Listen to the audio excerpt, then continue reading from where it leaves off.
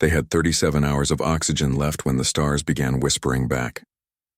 The Seraphon Grace drifted like a wounded god through the cold silence, its golden hull scorched and cracked, domes of bioglass shattered to dust. Once a beacon of peace for the Varaxi people, the Ark ship now hung at the edge of a dying nebula, half-powered, atmosphere failing, children wrapped in emergency foil beside unconscious elders. The ship had taken a hit 6 cycles ago, an engine flare gone rogue, they thought. Sabotage, others whispered. But now it didn't matter. They were running out of time. Commander Ayel hunched over the command console, antennae twitching with every flicker on the dead screens. His breath fogged the cracked glass as he stared at the looped signal. An ancient distress protocol, coded in over 6,000 known galactic languages, broadcast into the void every 6 seconds. There was no reply. There was never a reply. The Galactic Council had already made their decision. Non-essential vessel, prioritize core worlds, aid denied. "We're ghosts," whispered Med Officer Tina, her eyes sunken. "Even the stars won't remember us." Ayel almost agreed until the console blinked. Once, twice, a pulse. Not council frequency, not even galactic standard, alien. The console screamed static, then translated, SOS acknowledged, assistance inbound, estimated arrival, T-minus 27 hours. Tina froze. Who? Ayel's eyes scanned the data, engine signatures, IFF codes, trajectory, then his mandibles clicked open in horror. Terra, he rasped. It's humans. Silence dropped like a blade. Crew members turned, wide-eyed, pupils dilating. Notorious. Across the stars, Earth, classified as a death world, was a place of volcanic winters, predator jungles, and sentient weather. The beings who thrived there were myth, unpredictable, war-born, near-extinct monsters in steel. Humanity had left the galactic scene decades ago. Some said they had died off. Others whispered they were building something in the dark. No one expected them to answer a call for help. "Tell them to stay back," Tina whispered. "They'll take our ship, they'll take everything." Ayel didn't answer. His eyes remained on the blinking signal. The stars hadn't forgotten. Something was coming and it had heard them. The fleet crested the edge of the nebula like a storm-given shape, and it was headed straight for them. Sensors aboard the Seraphon Grace began shrieking warnings as the approaching vessels pierced the subspace veil. 23 distinct contacts, each bearing down at impossible velocity. Their engine signatures were raw, brutal things, overpowered fusion drives burning so hot the readouts began to blur. Ayel stood motionless on the bridge, his crew frozen around him. The holographic tactical array painted a terrifying picture. Massive hulls shaped like inverted spears, plated in dark alloy that didn't reflect starlight, only swallowed it. They bore no emblems, no diplomatic flags. Only one identifier kept repeating in their IFF signature. Uz Deliverance. Terra Orin. 30 minutes until arrival, muttered Tina, clutching the railing, knuckles bone white. They'll board. Strip what's left. We should run? Ayel said, voice distant. We have no engines left, Tina. We'd die with the airlock open. The largest of the human ships slowed first, bleeding velocity like a predator circling a wounded beast. Then came the transmission. Tight beam, direct, no encryption. This is Captain Talia Vorn of the United Human Systems Ship Deliverance. We received your distress signal. We request immediate access to your vessel to provide medical aid, system stabilization, and humanitarian assistance. The bridge went still. Humanitarian assistance? No demands. No threats. Just cold, clear, calm. Human, lie, someone whispered. They hunt, always have. Ayel stared at the incoming signal.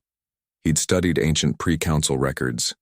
Humans didn't bluff, they promised. And they always followed through, one way or another. Send docking coordinates, he said. Commander. Tina choked. They heard us when no one else did, Ayel replied, voice steadying. That means something. Outside, the deliverance loomed closer, half a kilometer of steel and storm, flanked by escort cruisers pulsing red across their armored spines. Docking clamps extended like skeletal fingers. A boarding ramp hissed out with precision-engineered menace. And then, they arrived. The first human emerged, helmeted, armored head to toe, her visor gleaming. Another followed, and another, silent. Shadows walking war. No words, no weapons raised. Only the cross-etched insignia on her pauldron, a universal medical symbol. They were Deathworlders, and they came to help. They expected monsters. What stepped aboard was worse. Humans who had chosen to be kind. The boarding ramp hissed with hydraulic tension as the lead Terran crossed the threshold into the Seraphon Grace. She moved like gravity bent around her, every step deliberate, armored boots thudding against scorched deck plating. The suit was matte black, traced with faint crimson etchings that pulsed like a heartbeat. Her visor retracted with a snap. Her face was pale, scarred, and terrifyingly calm. "I am Captain Talia Vorn," she said, voice like steel wrapped in velvet. "We're here to save your people. No demands, no weapons drawn, but not an ounce of softness." Ael stepped forward, flanked by jittery Varaxi guards. "You're human?" "Yes." Her eyes flicked to the leaking ceiling, the injured slumped against walls. "You sent a distress call, you asked for help. We came." Her crew followed, 12 more Terrans, all in exoframes of varying models. One dropped to his knees beside a wheezing Varaxi child and tapped open a medical drone. A sterile field snapped into place. The child was unconscious, trembling. Without hesitation, the human medic drew a blade. Not to harm, but to cut open. His own glove. He pressed his hand to the child's neck, a red circle formed. Biomatch established. "Compatible hemoplasma," the medic muttered. "Initiating transfusion." "Stop!" Tina cried. "You can't just—" "We can," Vorny said. "And we will." Visual. The Varaxi child cradled in the arms of a giant in war armor, glowing red light bathing them both as nanites begin sealing ruptured organs.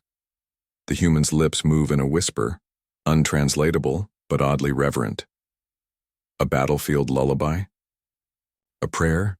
Elsewhere on the ship, humans fanned out. One slamming down a fusion generator to restart auxiliary power, another distributing ration packs from a crate labeled UHS Crisis Aid, Unclaimed Space. The Varaxi watched, stunned. These were the apex predators of a death world, and they were bleeding themselves to save the weak. Ael swallowed hard. "Why would you help us?" Vorn looked at him, tired and unblinking. "Because no one came. For us when we called," she said. "And we remember what it feels like to scream into silence." The stars tore open and something worse than silence answered. It began with static, low and crackling, cutting through the emergency frequencies like claws on bone. Human techs aboard the Deliverance froze mid-task. The encryption was unlike anything they'd heard in a decade.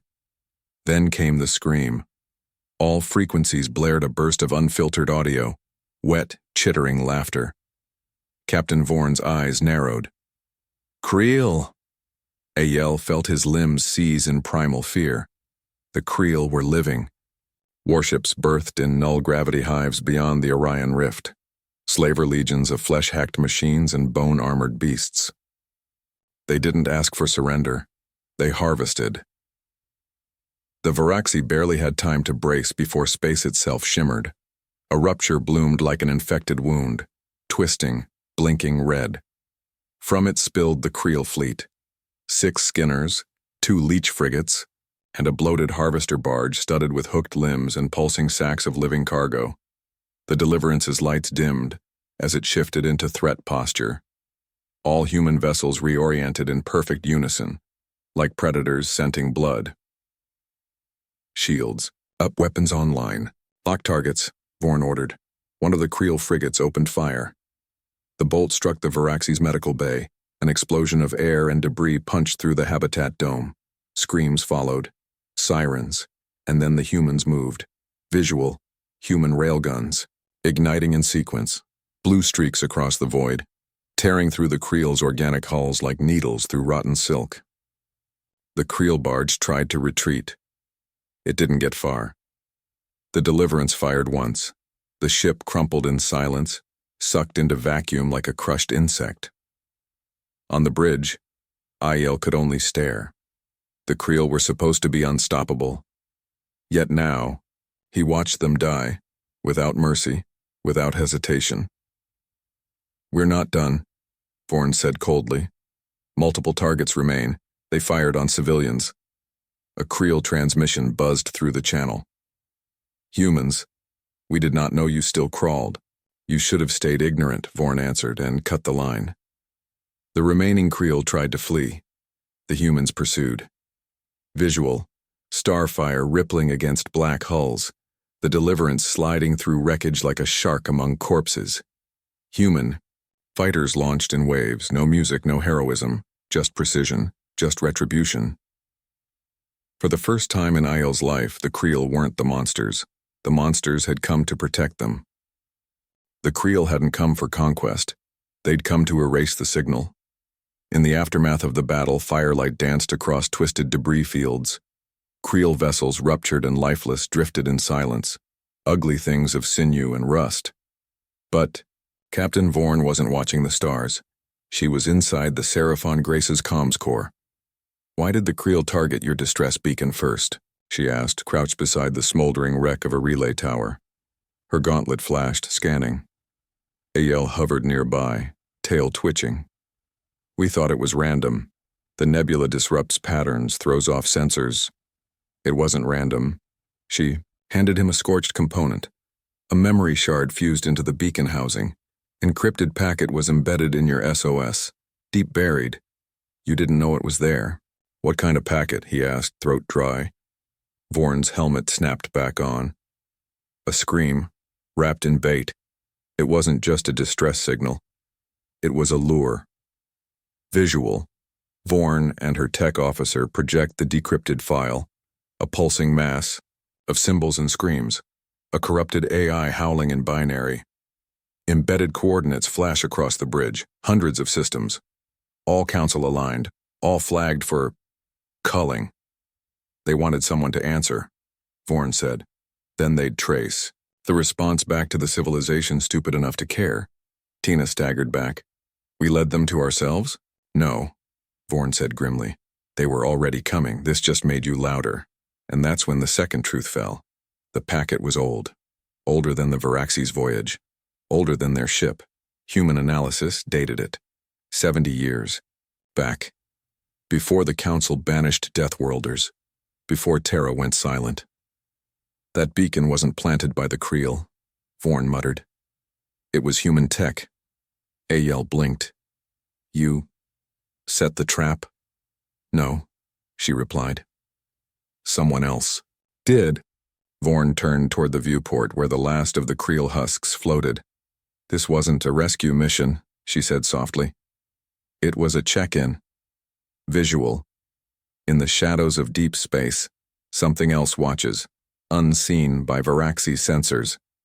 A vessel without heat signature, human-built but ancient, waiting. "Someone left the signal behind to see who would answer," Vorn said. "We just weren't the first." The stars whispered in a language only predators understood. Aiel could feel it in the pit of his stomach. The calm that had followed the destruction of the Creel fleet was an illusion. The Deliverance had scattered the invaders, but they hadn't destroyed the true threat. They were simply warming up. "We're too exposed," Vorn said, her voice colder than the void outside.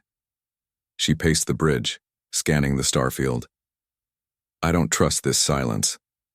"What do you mean?" Aiel asked, his voice a hushed whisper as if speaking too loudly might shatter the fragile calm that surrounded them. "The Creel weren't the ones we were meant to worry about. They were only the messenger. Someone else is coming. Someone who wants the signal answered." A shiver ran through Aiel's spine. The humans had killed every Creel ship that had come near, but Vorn's words churned in his mind like an acid. He turned to Tina, who was fidgeting at a nearby console, tapping in a sequence of urgent data. "What's wrong?" Tina's eyes were wide, her hands trembling.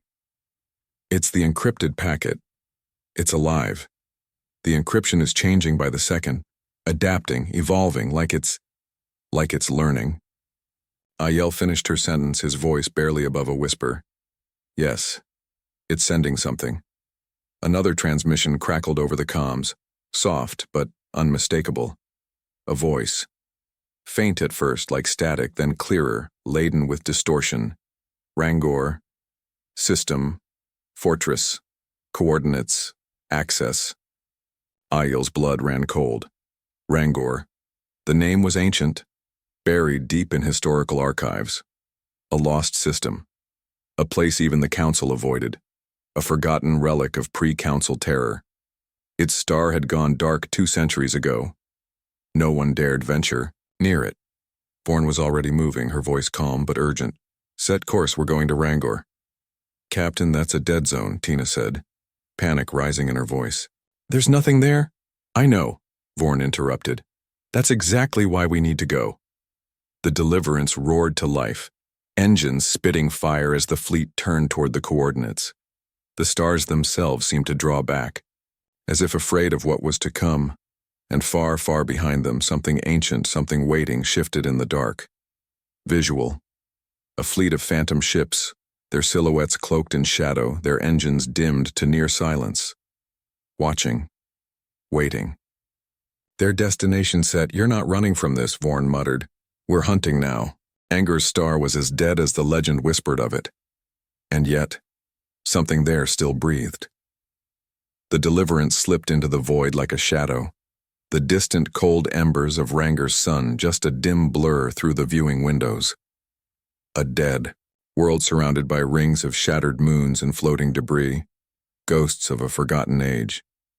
Tina stood by the navigation station, her eyes darting across the readouts. This system, it's wrong. The stars collapsed, but there's a massive gravitational anomaly just beyond the 4th planet. It shouldn't be here. Everything shouldn't be here. Vorn replied, her voice low but hard. She wasn't looking at the data. She was looking out into the emptiness. But it is.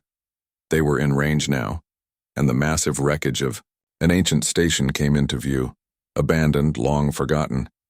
Its dark silhouette was partially eclipsed by the shattered moons, jagged debris floating like bones. It wasn't on any star charts, not in any archives. A black hole in history. The fortress of Rangor. We're not the first to come, Vorn said softly, but we might be the last. A sudden vibration ran through the ship, a sharp jolt. It was small at first, like the deep groan of a slumbering beast. Report, Ayel barked, his mandibles snapping with urgency. Energy spike, massive, Tina said, her hands flying across the console. The station's reacting to us. The signal's gone dormant.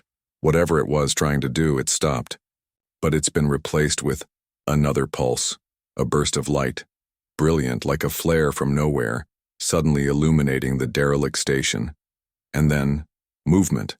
Hundreds, no, thousands of them, swarming, ships, but not ships, flesh, bone and metal fused together into something unholy. They didn't resemble anything humanoid, more like massive, sprawling insectoids, each larger than a frigate, each connected to the next by writhing tendrils of organic metal. They've been waiting for someone to answer, Ayel whispered, fear tightening his chest. Vorn's face was grim, calculating. She stood at the helm, eyes locked on the incoming swarm. We're not hunting anymore, she said. We're the hunted. Visual. The swarm of flesh-bound warships moving in tight formation, each a grotesque amalgamation of living tissue and rusted hulls. Some have limbs like jagged pincers. Others sport eyes, glowing with an unnatural light, watching the Deliverance approach. And from the darkness of Rangor, a voice boomed across the comms, distorted but unmistakable. Welcome to the tomb, humans. You will never leave. Rangor's tomb was not just a relic, it was a prison.